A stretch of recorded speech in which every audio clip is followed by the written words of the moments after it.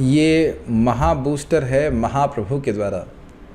श्रीमन चैतन्य महाप्रभु बांग्लादेश गए और उन्होंने वहाँ पे जाकर के तपन मिश्रा से मिलते हैं।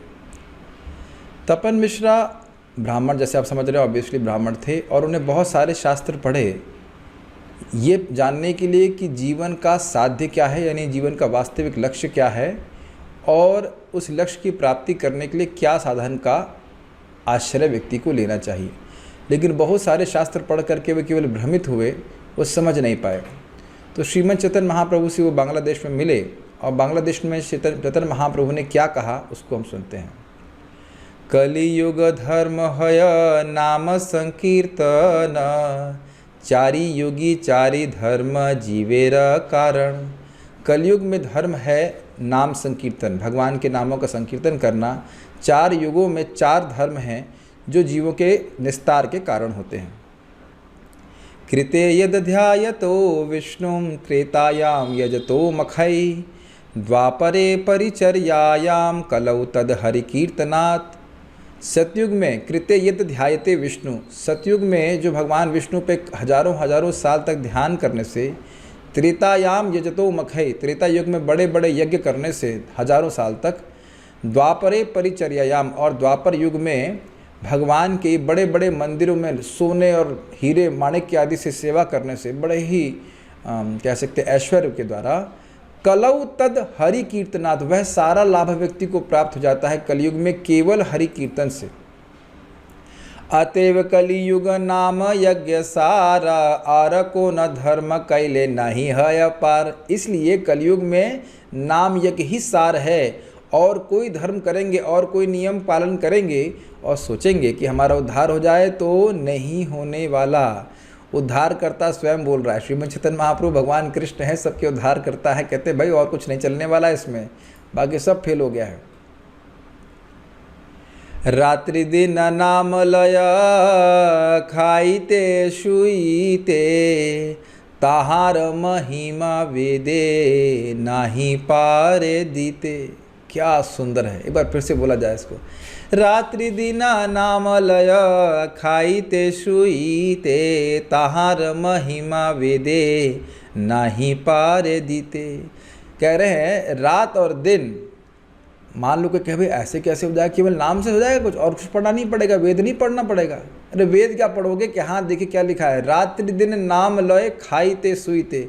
जो खाते सोते किसी भी अवस्था में भगवान का नाम उच्चारण कर रहा है, ताहार महिमा, नाम की महिमा नहीं, उस व्यक्ति की महिमा, वेदे ना ही पारे दीते।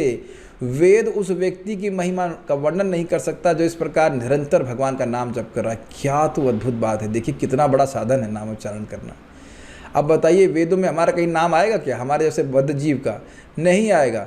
लेकिन यहाँ क्या लिख रहा है, आएगा कैसे?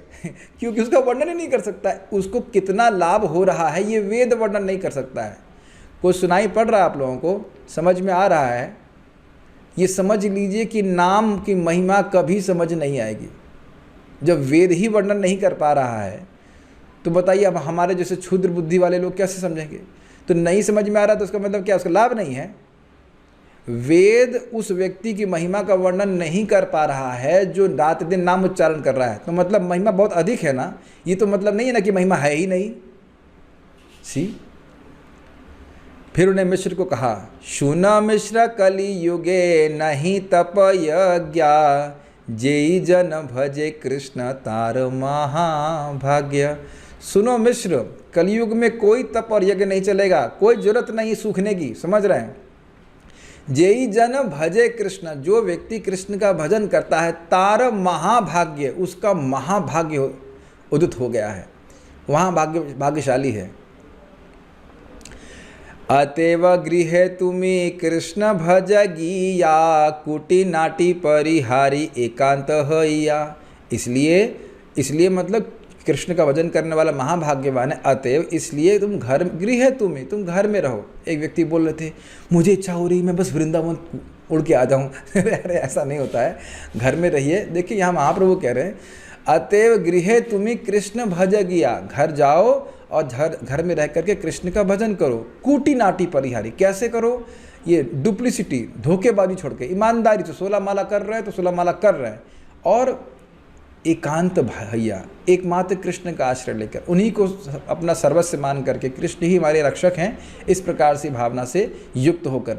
और वास्तविक भजन क्या है जानते हैं? भजन करने के बदले में ये चाहिए वो चाहिए, ये नहीं, केवल कृष्ण की भक्ति मुझे मिल जाए, इस प्रकार की भावना को एकांतिक भजन कहा जाता है, और कोई उसका लक्ष्य नहीं है।